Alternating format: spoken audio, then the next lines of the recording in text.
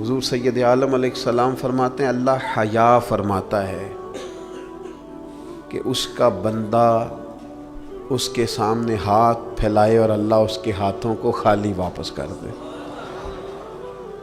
اللہ حیا فرماتا ہے۔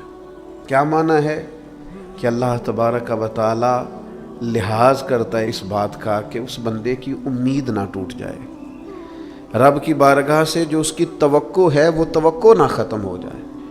نبی پاک صلی اللہ تعالی علیہ وسلم نے فرمایا رب حیا کرتا ہے، اور ایک مقام پہ حضور نے فرمایا جب سفید داڑھی والا مسلمان قبر میں جاتا ہے تو اللہ فرشتوں سے فرماتا ہے اسے عذاب نہ دینا، مجھے حیا آتی ہے۔ لیکن اگلے لفظ جو حضور نے بیان فرمائے وہ سمجھنے والے ہیں، فرمایا رب کہتا ہے مجھے حیا آتی ہے، تو بندے کو بھی تو حیا کرنا چاہیے، اس کو بھی حیا کرنا چاہیے کہ کوئی تو موقع ایسا ہو جب میں کوتاہیوں سے بچوں۔ اپنے مالک سے حیا کرنا، جب ہم لوگوں کے بیچ ہوتے ہیں تو لوگوں سے حیا کرتے ہیں۔ حضرت عثمان غنی رضی اللہ تعالیٰ عنہ غسل خانے کی چار دیواری کے اندر بھی غسل کرتے تھے تو تہمت باندھ کے۔ تو گھر والوں نے یہ کسی نے پوچھا کہ حضور غسل خانہ چاروں جانب سے بند ہے اور اس کے اوپر چھت ہے اور آپ اس میں غسل کر رہے ہیں تو پھر بھی آپ تہمت کے ساتھ، اور بڑا سمٹ کے اور بڑا کونے میں بیٹھ کے۔ تو آپ فرمانے لگے جب لوگوں کے بیچ ہوتا ہوں تو لوگوں سے حیا کرتا ہوں، جب تنہا ہوتا ہوں تو رب سے حیا کرتا ہوں۔ حضرت امام اعظم ابو حنیفہ گھر کی چار دیواری میں بھی ننگے سر نہیں بیٹھتے تھے، ٹانگیں پھیلا کے نہیں بیٹھتے تھے۔ فرماتے تھے سوتے وقت یہ کام کروں گا، میں گھر میں بھی وہ لہجہ اختیار نہیں کرنا چاہتا، اس لیے کہ میں اس رب کا ماننے والا ہوں جو حی و قیوم ہے، جو ہر جگہ دیکھتا ہے، رب سے بھی حیا۔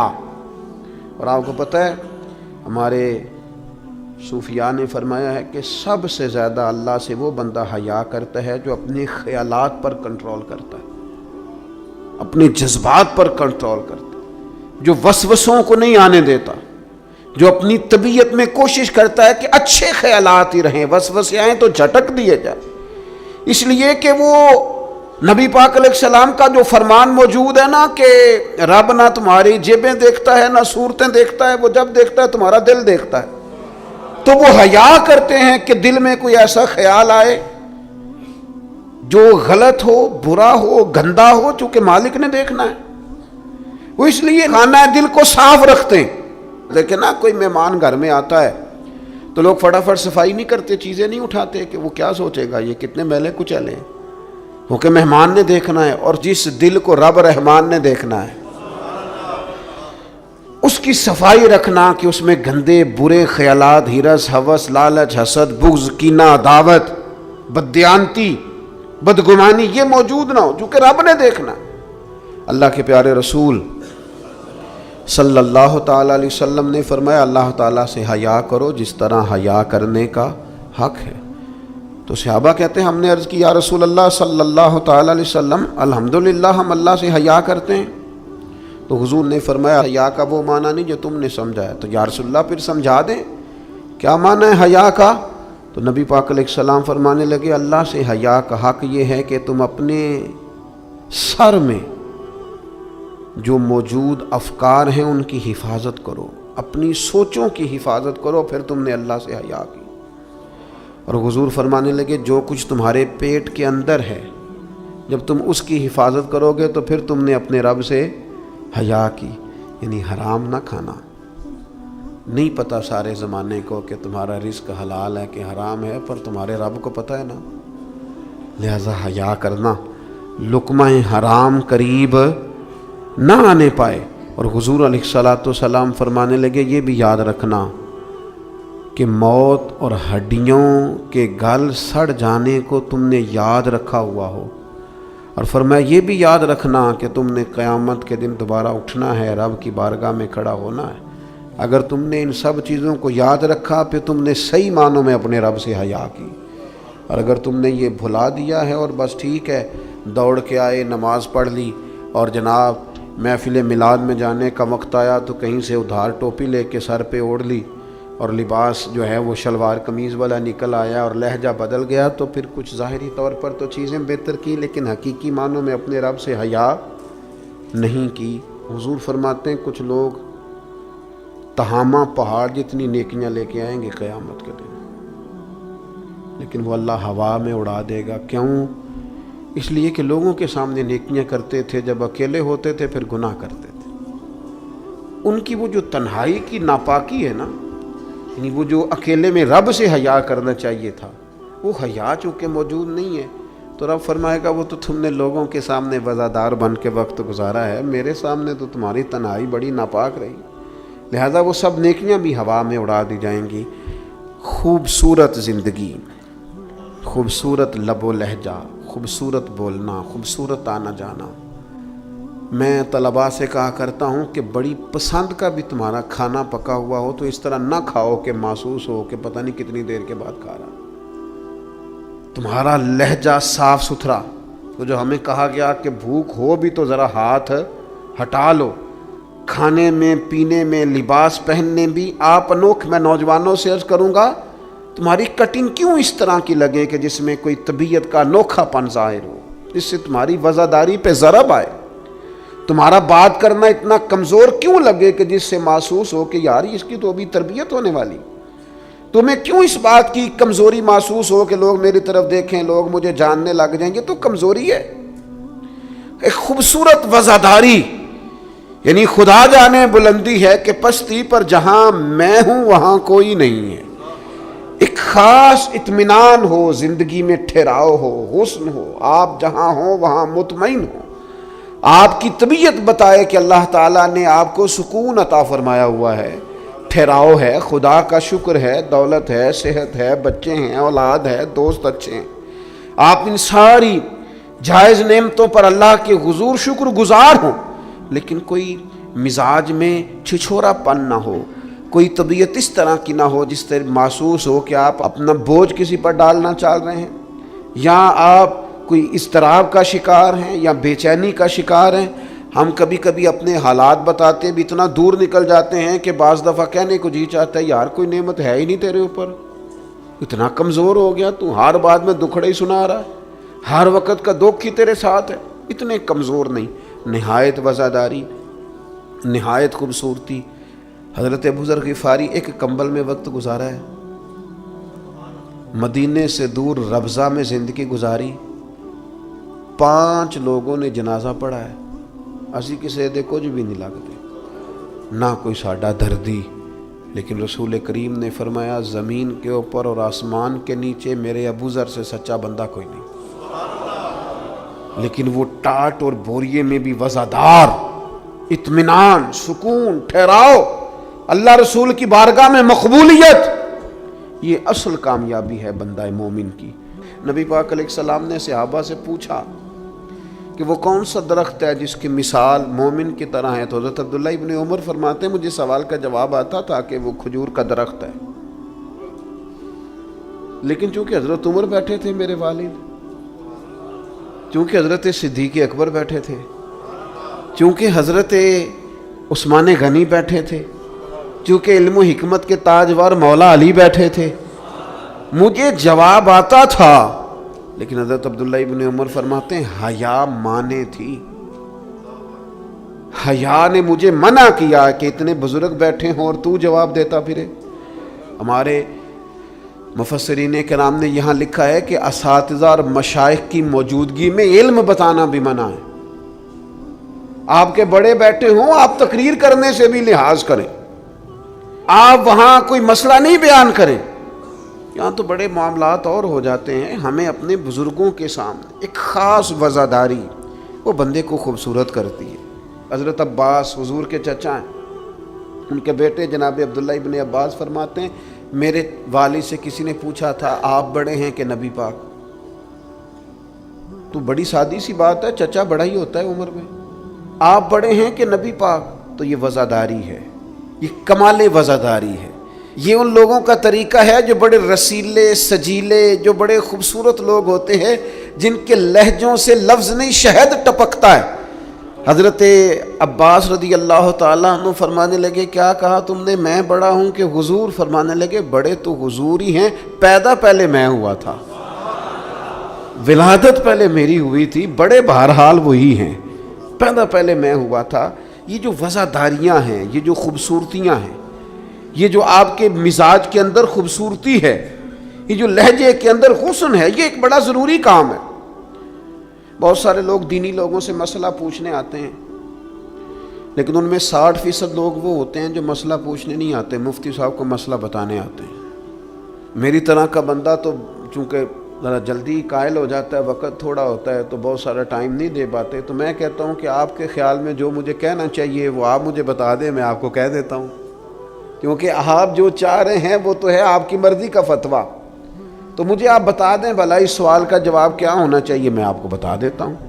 لیکن اگر آپ مجھ سے پوچھنے آئے ہیں تو پھر آپ حوصلہ کریں، پھر دین جو بات کہتا ہے وہ مجھے بیان کرنے دیں، پھر مرضی کا فتویٰ حاصل نہ کریں، پھر ذرا رکیں۔ اور یہی حالت بہت سارے اللہ ماشاء اللہ شاگردوں کی ہوتی ہے، ان کا خیال ہوتا ہے استاد میری مرضی کے حساب سے تعلیم دے، مریدین کا خیال ہوتا ہے کہ شیخ اس طرح کر کے چلے، تو بھئی تیری شرطوں پہ ہی کرنا ہے اگر تجھ کو قبول، تو یہ سہولت تو مجھے سارا جہاں دیتا ہے۔ اگر تیری شرطوں پہ ہی تو نے آنا ہے کہ میرے پاس یہ ٹائم ہے تو اس ٹائم آؤں گا، تو میں اس وقت پسند کرتا ہوں تو میں اس وقت آؤں گا، تو آپ اگر یہ کہیں گے تو پھر میں یہ تیری شرطوں پہ ہی کرنا ہے اگر تجھ کو قبول، یہ سہولت تو مجھے سارا جہاں دیتا ہے۔ پھر تو ٹھیک ہے، اگر ہم نے کچھ دو کی پالیسی پہ ہی تعلق بنانا ہے تو پھر استادی شاگردی تو نہ ہوئی، پھر تو ٹھیک ہو گیا، پھر یارانے کریں گے، دوستیاں کریں گے، اس طرح کے لوگ تو ڈھیروں مل جاتے ہیں۔ اپنی زندگی کے اندر وزاداری، خوبصورتی، ٹھہراؤ، لہجے کے اندر حسن، مزاج کے اندر ایک کمال۔ حضرت امام مالک رحمۃ اللہ علیہ کو کسی بات پر امام اعظم نے بڑا ڈانٹ دیا، شاگرد تھے، بڑا ڈانٹ دیا، سخت ڈانٹا، اور اس کے بعد بھی وقفے سے کبھی کوئی ایسی بات ہوتی تو امام صاحب کہتے ہیں میری طبیعت سے وہ غصہ نہ جاتا کہ یار اس نے ایسا کیوں کیا۔ کچھ عرصے کے بعد جا کے وہ بات کھلی کہ جس بات پر امام ابو مالک کو ڈانٹا ہے ان کی تو غلطی نہیں تھی، دوسرے کلاس فیلو کی غلطی تھی، انہوں نے تو یہ بات کہی نہیں، تو کسی اور نے کہی تھی اور نام ان کا لگ گیا۔ بچے کر دیتے ہیں نا شرارت، کسی نے کی نام کسی، تو امام اعظم ابو حنیفہ رحمۃ اللہ علیہ امام مالک سے کہنے لگے بیٹا تم نے بتایا کیوں نہیں، اتنی ڈانٹ کھا لی؟ حضرت امام مالک نے سر جھکا لیا، کہنے لگے حضور لوگوں کے جسموں پر لوگوں کا احسان ہوتا ہے، میری تو سانسوں پر بھی تیرا احسان ہے، میری سانسیں بھی تیری مقروض ہیں۔ یہ جو لوگ مالک کو جانتے ہیں یہ اس نسبت سے جانتے ہیں کہ یہ ابو حنیفہ کی گلی میں آتا جاتا ہے، سونیاں زندگی میں جتنا نام اور عروج پایا تیرے صدقے پایا، 4 جھڑکیاں نہ سہ سکتا تیرے نام پر، میں نے پسند نہیں کیا۔ اور پھر آپ نے پوچھا بھی تو نہیں نا کہ بتاؤ، آپ نے کہا ڈانٹ کھانی ہے تو دکھ قبول محمد بخشا بس راضی رہن پیارے، کوئی حرج نہیں۔ آپ نے کہا ڈانٹ کھانی ہے تو کھا لیتی، اس میں حرج والی کون سی بات؟ یہ خاص وزاداری، یہ خاص خوبصورتی۔ میں آپ سے عرض کروں، ہمارے گھروں میں جو بڑے بوڑھے ہوتے ہیں نا، وہ جب پڑھی لکھی بہو لے کے آتے ہیں نا تو اس کا مطلب یہ تھوڑی ہوتا ہے کوئی بیچارے ہامتے کامتے رہیں گے، ڈرتے رہیں گے کہ جناب بہو بڑی پڑھی لکھی ہے یا داماد بہت پڑھا لکھا ہے تو کوئی ایسی بات نہ ہو جائے کہ وہ کہے او بابے کو تو پتہ ہی نہیں۔ پڑھا لکھا وہ بندہ ہوتا ہے جو دوسروں کے مزاج کی رعایت کرے، جو تھوڑا سا سمجھے کہ میری اس چیز کی وجہ سے کوئی شخص کسی کمزوری کا شکار تو نہیں ہو رہا۔ اگر آپ نے تربیت کی ہے تو پھر تربیت کا معنی تو یہ ہونا چاہیے کہ اسے ادب بھی کرنا آئے، پیار بھی کرنا آئے، گھر کے بزرگوں کے حق میں اس کے رویے میں نرمی بھی آئے۔ اور اگر آپ نے تربیت یہ کی ہے کہ ہم چما دیگرے نیز، تمہاری طرح کا دوسرا کوئی نہیں، تو پھر یاد رکھو اگر تمہاری طرح کا دوسرا کوئی نہیں نا تو پھر تمہیں بھی کوئی ماننے کو تیار نہیں ہے۔ پھر جعلی روب اور ہوتا ہے اور دلوں میں محبت اور ہوتی ہے، پھر ان چیزوں میں فرق ہوتا ہے۔ اگر آپ تعلیم یافتہ ہیں تو آپ دوسروں کے مزاج کی رعایت کریں، آپ کو پھر حضرت مولا علی شیر خدا رضی اللہ تعالیٰ عنہ سے کسی آپ نے فرمایا ایک مقام پہ فرمایا ہر چیز کی زکوٰۃ ہوتی ہے، عقل کی زکوٰۃ پتہ کیا ہے؟ حضور کیا فرمایا؟ عقل کی زکوٰۃ جاہلوں کے ساتھ گزارا کرنا ہے۔ تیری عقل کی زکوٰۃ نکلے گی، تجھے پتہ چلے گا کہ تو کس طرح گزارا کرتا ہے، اور اگر تو جاہل سے گزارے نہیں کر سکتا تو پھر اس کا مطلب یہ ہے کہ تو نے علم کو سمجھا۔ عزیز دوست، آپ غور فرمائیں اور اس پر آپ توجہ رکھیں گے کہ وزاداری، لفظوں کا چناؤ۔ قرآن مجید نے کہا یا ایھا الذین آمنوا لا تقولوا راعینا وقولوا انظرنا، اے ایمان والو تم نے جب میرے محبوب سے بات کرنی ہے تو راعینا نہیں کہنا، انظرنا کہنا ہے۔ یہ نہیں کہنا حضور سمجھ نہیں آئی رعایت کر دے، یہ کہنا یا رسول اللہ ایک نظر کرم کر دیں، ذرا بات دوبارہ سمجھا دیں۔ آپ اچھے جملے تلاش کے وزاداری کے ساتھ، ایک خاص حیا کے ساتھ۔ حضرت مولا علی شیر خدا فرماتے ہیں حضور سے مسئلہ پوچھنا تھا۔ مسئلہ پوچھنا بڑا ضروری کام ہے، اگر آپ مسئلہ دریافت نہیں کرتے تو بڑا عرصہ تک ماحول اس طرح کا رہ جاتا ہے کہ جس سے آپ جہالت میں ہی وہ کام کرتے رہتے ہیں۔ مسئلہ پوچھیں گے تو بات بہتر ہوگی، آپ بات پوچھ لیں گے، بات کلیئر ہو جائے گی، آپ پھر صاف ستھرے معاملے کے ساتھ عمل کر سکیں گے۔ تو حضرت مولا علی کہتے ہیں حضور سے مسئلہ پوچھنا تھا، اب سوال کرنا بڑا ضروری ہے، خود حدیث پاک میں موجود ہے سوال کرنا آدھا علم ہے۔ لیکن حضرت علی کہتے ہیں نبی کریم سے مسئلہ پوچھنا تھا، میں نے مہینوں انتظار کیا،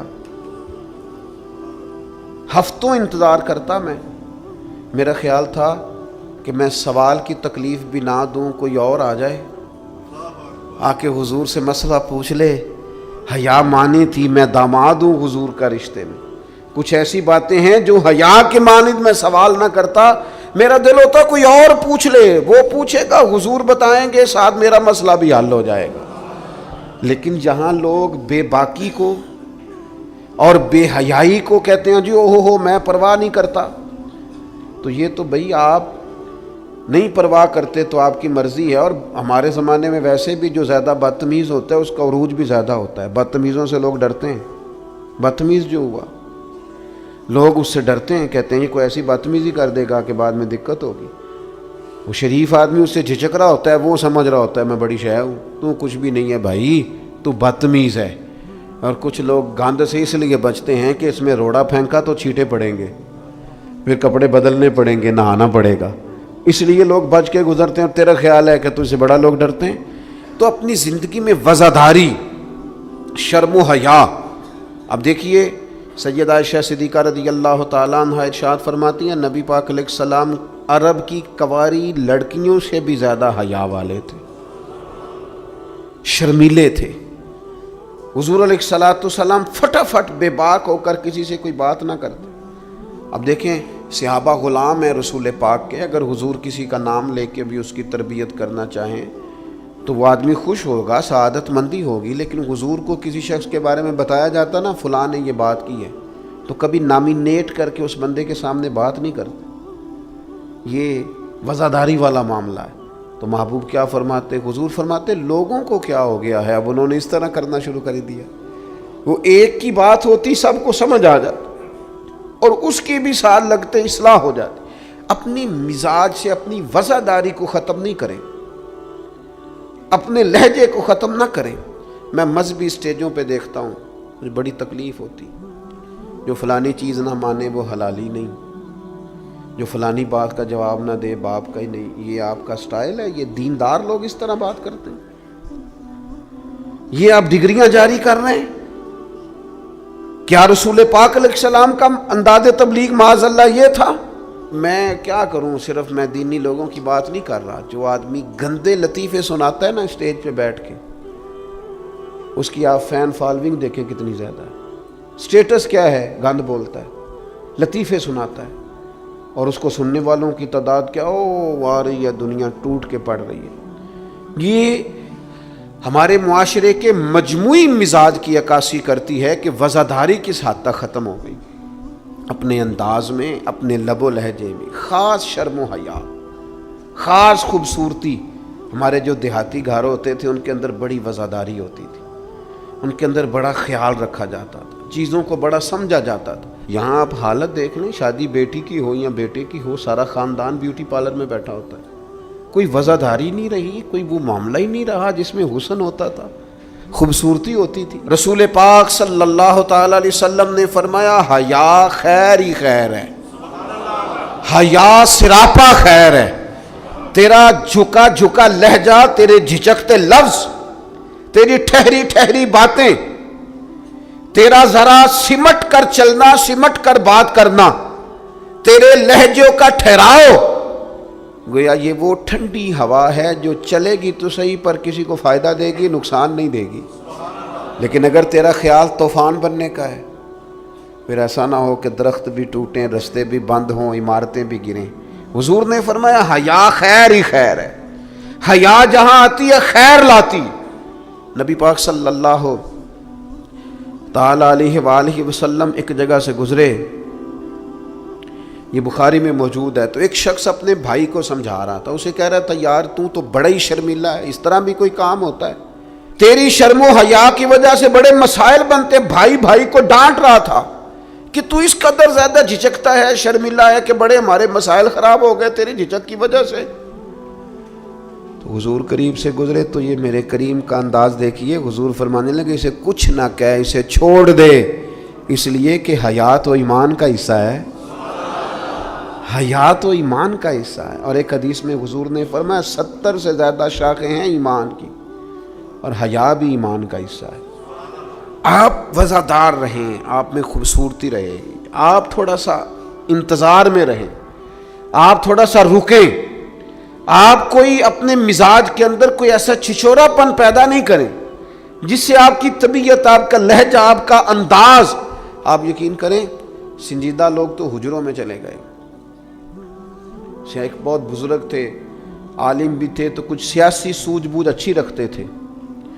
میری ان سے ملاقات ہوئی تو میں نے ان سے کہا کہ صاحب آپ کو تو بڑا اچھا سیاستدان سمجھا جاتا تھا، تو کیا ہوا آپ چھوڑ گئے؟ کہنے لگے